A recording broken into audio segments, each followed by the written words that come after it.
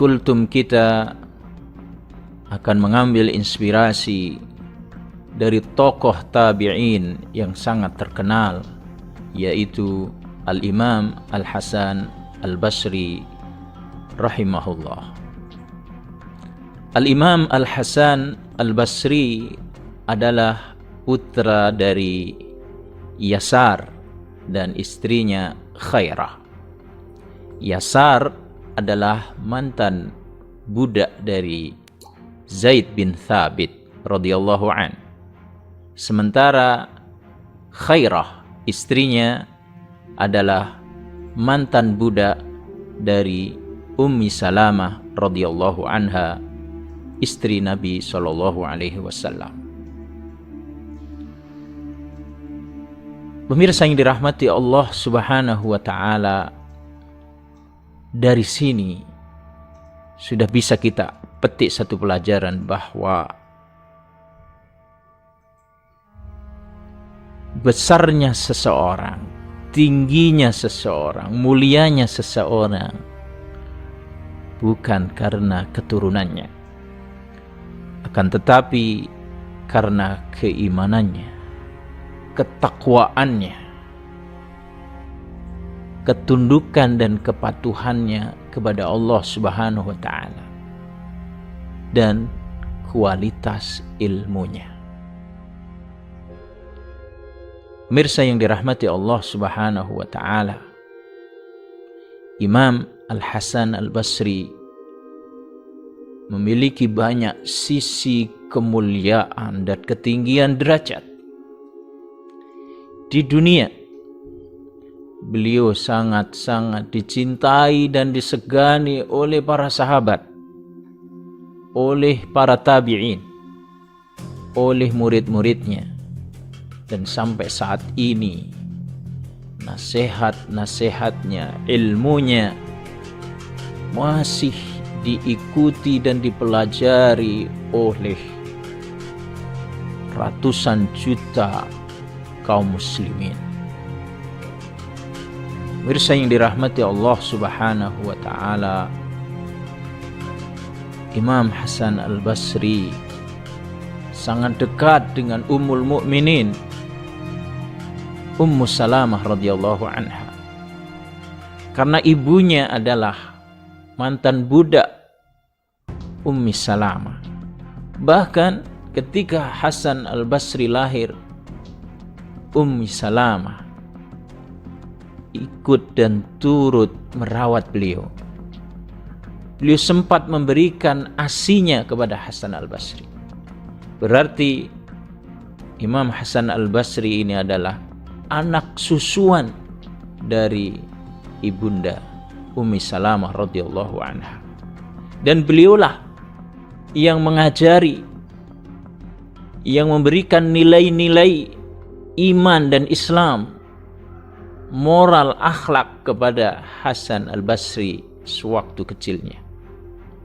Hasan Al-Basri hidup di lingkungan sahabat, di lingkungan orang-orang yang mulia, sehingga ini yang untuk kemudian menempa diri beliau menjadi manusia yang sangat mulia, manusia yang sangat alim, manusia yang sangat berwibawa.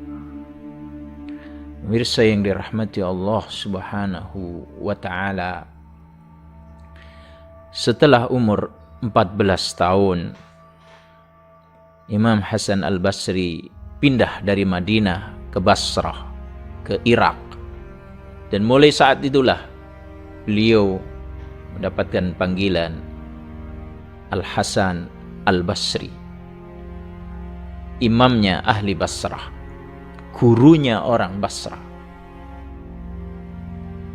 Pemirsa yang dirahmati Allah Subhanahu wa taala, Imam Hasan Al-Basri tidak hanya cerdas, tidak hanya alim, tidak hanya ahli Quran, tapi beliau terkenal orang yang sangat pemberani. Berani karena benar, berani mengatakan kebenaran kepada siapapun, sekalipun itu pahit, sekalipun itu bersiku. salah satu peristiwa sejarah beliau dengan seorang gubernur Irak yang sangat terkenal kekejamannya dan kebengisannya, Hajjaj bin Yusuf As-Saqafi. Suatu hari beliau diundang oleh Hajjaj dalam peresmian istana yang dia bangun. Beliau memberikan sambutan yang sangat tegas namun pedas, mengkritik kekejaman dari Hajjaj bin Yusuf As-Saqafi ini. Beliau katakan, dulu Fir'aun lebih besar lagi istana yang dibangun dari ini, tapi Allah hancurkan. Seolah-olah Imam Hasan Al-Basri menyamakan Hajjaj bin Yusuf dengan Fir'aun, agar supaya Hajjaj bin Yusuf ini belajar dari ending dari seorang Fir'aun yang memiliki kekuasaan yang luar biasa, hancur binasa hina di akhir hayatnya. Akhirnya Hajjaj bin Yusuf As-Saqafi tidak terima dengan nasihat dan ucapan Hasan Al-Basri ini. Dia bersumpah akan menumpahkan darah Hasan Al-Basri, akan membunuhnya, akan mengeksekusinya. Keesokan harinya dijemput paksalah Hasan Al-Basri oleh Al-Kucu Hajjaj bin Yusuf As-Saqafi, dibawalah ke istana. Akan tetapi sesampainya di istana, rupanya kekejaman, kebengisan Hajjaj bin Yusuf ini berubah menjadi kelemah lembutan. Dia menjadi takut, dia menjadi sungkan terhadap Imam Hasan Al-Basri, sehingga tutur katanya menjadi lembut. Yang semula ingin mengeksekusi beliau, ingin membunuh beliau, untuk kemudian justru malah menghormati beliau, memuji-muji beliau. Bahkan Hajjaj sempat meminyaki jenggot Hasan Al-Basri dengan minyak yang mahal, dan kemudian diantar pulang oleh dia. Dan tidak jadilah apa yang direncanakan oleh Hajjaj bin Yusuf untuk membunuh Hasan Al-Basri, karena Hajjaj bin Yusuf kalah oleh kewibawaan dari Hasan Al-Basri. Kemudian pemirsa yang dirahmati Allah Subhanahu wa taala, di antara yang menyaksikan peristiwa ini kemudian bertanya, "Wahai Imam Al-Hasan Al-Basri, sesungguhnya tadi ketika Anda masuk istana Hajjaj, Anda menggerakkan mulut Anda, seolah ada yang Anda ucapkan, Anda berdoa. Apakah yang Anda ucapkan itu?" Kemudian Hasan Al-Basri menyampaikan bahwa ketika aku masuk istana Hajjaj, aku berdoa kepada Allah dengan doa, "Allahumma ya waliya ni'mati wa maladhi inda qurbati, ij'al niqmatahu alayya bardan wa salaman kama ja'altan nara bardan wa salaman ala Ibrahim." Ya Allah yang melindungiku, ya Allah tempatku bersandar, jadikanlah kemarahan amarah Hajjaj dingin dan selamat untukku, sebagaimana engkau menjadikan api dingin dan selamat atas Ibrahim. Doa inilah kemudian diijabah, dikabulkan oleh Allah, sehingga Hajjaj tidak jadi membunuh Imam Hasan Al-Basri, tidak jadi menghukum Imam Hasan Basri, justru berbalik menjadi menghormati dan memuliakan beliau. Pemirsa yang dirahmati Allah Subhanahu wa taala, nasihat-nasihat Imam Hasan Al-Basri abadi sampai saat ini. Banyak kita baca, banyak kita dengarkan. Dan di antara nasihat Imam Hasan Al-Basri adalah mengingatkan kita bahwa kita harus senantiasa waspada dalam hidup ini.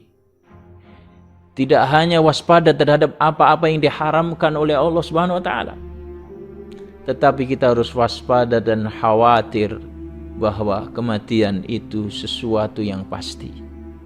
Tetapi nasib kita di akhirat tidak pasti. Kita tidak bisa memastikan. Kalau mati bisa dipastikan, tapi nasib kita tidak ada yang bisa memastikan. Oleh karenanya kita diperintahkan, dinasihati Imam Hasan Al-Basri untuk senantiasa waspada dan berdoa kepada Allah Subhanahu wa taala, berhati-hati untuk dan demi masa depan kita di akhirat, agar kita mendapatkan ridha dan surganya Allah Subhanahu wa taala. Dan di antara nasihat Imam Hasan Al-Basri adalah mengingatkan kita bahwa dunia ini seperti ular, hati-hatilah, kata beliau. Sungguh halus, lembut di kulitnya, tetapi di dalamnya ular ini mengandung bisa. Itulah perumpamaan dunia. Kita diperintahkan untuk berhati-hati ketika berinteraksi dengan dunia. Hati-hati, di sana banyak bisa yang membahayakan. Dan juga salah satu nasihat ilmu yang diwariskan Hasan Al-Basri kepada kita semua adalah ada 3 penanya yang datang mengadukan tentang kondisi mereka. Yang pertama, orang yang sudah lama berumah tangga kemudian belum dikaruniai putra. Yang kedua, mengadukan susahnya hidupnya karena bangkrut. Dan yang ketiga, orang yang daerahnya terkena, di daerahnya terkena ujian dari Allah Subhanahu wa taala, yaitu lama tidak hujan, kekeringan. Maka ketiga penanya ini diberikan satu jawaban oleh Imam Hasan Al-Basri: perbanyaklah istighfar. Perbanyaklah minta ampun kepada Allah Subhanahu wa taala. Dan dari situ bisa kita ambil satu pelajaran, bahwa segala macam kesulitan yang kita hadapi bisa jadi disebabkan oleh kesalahan dan dosa-dosa kita. Oleh karenanya obatnya adalah senantiasa istighfar, minta ampun kepada Allah Subhanahu wa taala. Dan dengan istighfar itulah Allah akan mengampuni kita, Allah akan memudahkan urusan kita, bahkan Allah akan melapangkan rizki kita. Inilah sosok Hasan Al-Basri. Tentu sangat-sangat luas sekali kedalaman ilmunya, pesan-pesannya, nasihatnya. Tidak mungkin kita ungkap semuanya dalam kultum ini. Demikian yang bisa kita sampaikan. Mudah-mudahan kita bisa meneladani, mengambil inspirasi dari sosok Imam Hasan Al-Basri rahimahullah. Amin ya rabbal alamin. Subhanakallahumma bihamdik, asyhadu an la ilaha illa anta, astaghfiruka wa atubu ilaik. Assalamualaikum warahmatullahi wabarakatuh.